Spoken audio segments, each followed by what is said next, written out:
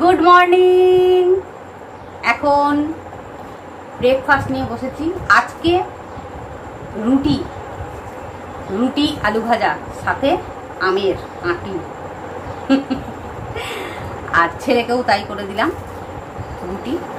আজকে ভাবলাম খেয়েই দেখি, দু রকম। ওই প্রত্যেক দিনই মুড়ি খাই, আর না হলে লুচি পরোটা। রুটি আমার তো সহ্য হয় না, কিন্তু আজকে দেখলাম যে খাই, ছেলেকে যখন করে দিলাম খেয়েই দেখি, তাই রুটি আর আলু ভাজা। 10:30 বাজছে। খা খা না।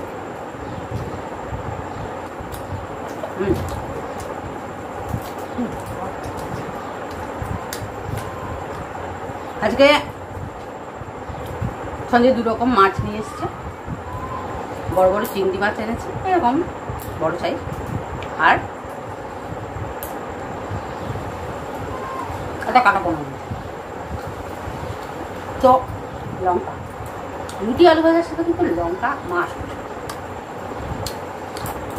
আজকে পটল চিংড়ি করবো, আর পোনা মাছটা দেখি ঝাল করে দেবো। অনেকদিন ঝাল দেওয়া খাইনি। ছেলেরা আবার রুটি আলু ভাজার সাথে একটু মিষ্টি হলে ভালো, মিষ্টির পোকা। কিন্তু এখন না বাইরের তৈরি খাবার না আনতে রিস্ক লাগছে। সব দোকানের খাবার, মিষ্টি টিষ্টি এসব জিনিস বানানো,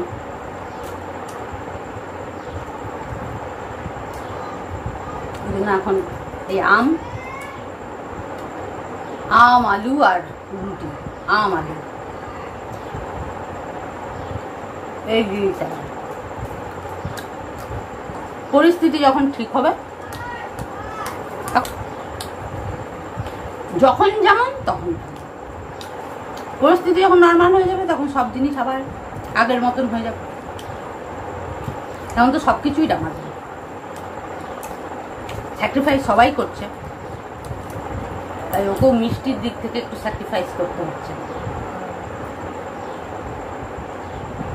তো খেয়ে নিন, তবে বাইরে রান্নাঘরে আরেকবার অনেকগুলো কাঁচাকুচি ভিজিয়েছি। কাল বিছানা চাদরটা পাল্টেছি, চাদরটা ভিজালাম, একটা পর্দা ভিজালাম, দেখি কাচতে হবে।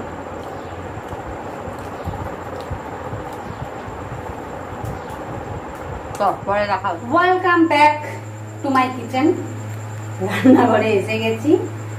আমার মাছের ঝাল হয়ে গেছে অলরেডি। আমি অনেক কাজ করে ফেলেছি। ওদিকে কাঁচাকুচি ভিজিয়েছিলাম, সেটাও কিছুটা করে চলে এসেছি। আর এদিকে কাটা বাটা মোটামুটি সব রেডি করে রেখেছি। আর এখানে কড়াইতে আমি সর্ষের তেল দিয়ে দিয়েছি। করব চিংড়ি পটল মানে চিংড়ি মাছ দিয়ে পটল, এটাই আর কি। তো আর আমার মাছের ঝালটা হয়ে গেছে, দেখে নাও। কালো জিরে, কাঁচা লঙ্কা আর নুন, হলুদ, লঙ্কা গুঁড়ি এই দিয়ে মাছের ঝাল। আর আমি পটলগুলো ছাড়বো।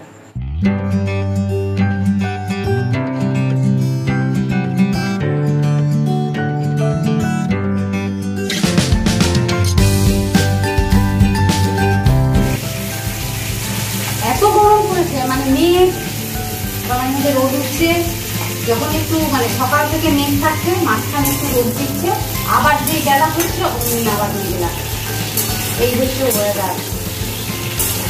আমি ওখানে না আমার স্ট্যান্ড ফ্যানটা চালিয়ে রেখেছি, একটা দূর থেকে একটা ঠান্ডা হাওয়া গায়ে এসে লাগছে, তাতে কোনো লাভ হচ্ছে না। ঠিক আছে, পটলটা ভাজা হোক, পটলটা পুরো লাল করে ভাজা হবে, তারপরে এর মধ্যে যা মশলা দেওয়া দেবে।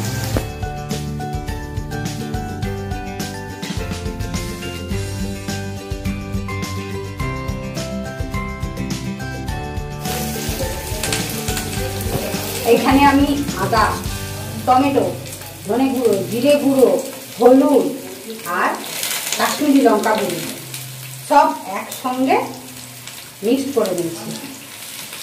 আদা টমেটোটা পেস্ট করে ওইগুলো সব এর মধ্যে গুলে নিলাম। এবার এটা এখানে দেবো।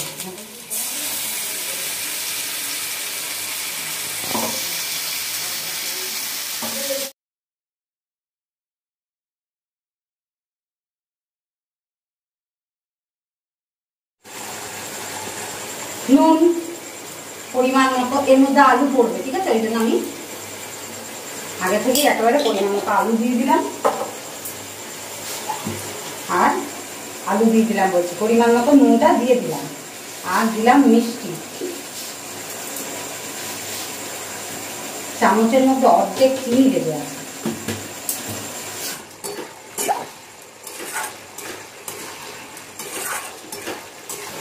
বড় বড় করে ডুমো ডুমো করে আলুটা কেটে নিয়েছি, আর আলুটা আমি একটা সিটি দিয়ে কত সেদ্ধ করে নিয়েছি। এটা দিয়ে দেবো।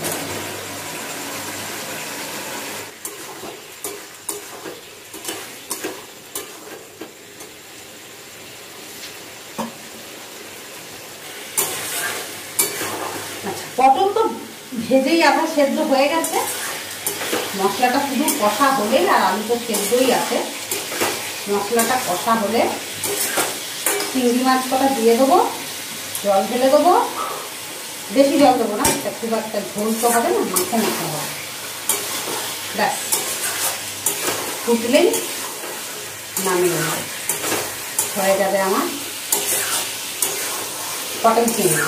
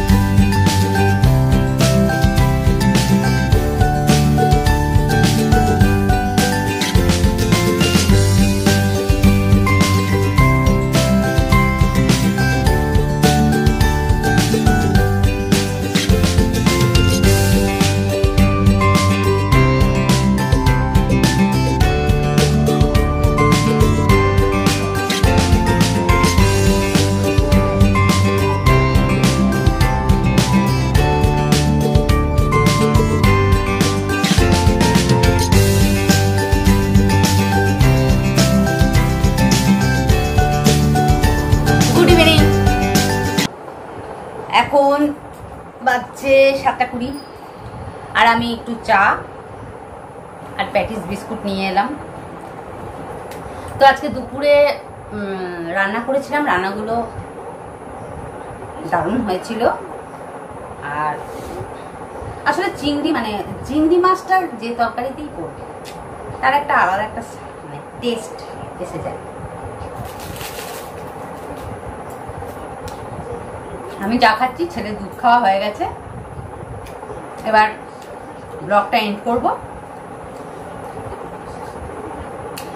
তারপর ছেলেকে নিয়ে একটু পড়তে বসাবো। আর ডিনারে আমাদের ওই তরকারি আছে, হয়ে যাবে। রাতে সেরকম রান্না বান্না আমার ভালো লাগে না করতে। দিনে যা খুশি রান্না আমি করে দেবো, কিন্তু আমার রাত্রেবেলাতে রান্না করতে কি বিরক্ত যে লাগে কি বলবো। সন্ধ্যেবেলাটা আমার মনে হয় টোটাল রেস্ট। ওই খেতে তো হবে, তো ভাত তরকারি গরম করতে যতটুকু সময় লাগে ততটুকুই রান্নাঘরে থাকি। তাছাড়া সারাদিন ধরে ওই রান্নাই করে যাব ভালো লাগে না। দিনের বেলায় ভালো মন্দ যা খুশি খাওয়া হয়ে গেল। রাত্রেবেলায় সিম্পল, এমনিতেও অবশ্য রাতে আমরা সিম্পল খাওয়ারই চেষ্টা করি, কারণ আমাদের একটু রাগ করেই খাওয়া হয়, রাগ করে শোয়া হয়, সেই কারণে একটু সিম্পল খাবারই চেষ্টা করি। রিচ তরি তরকারি অত রাত্রে মানে খাই না। তো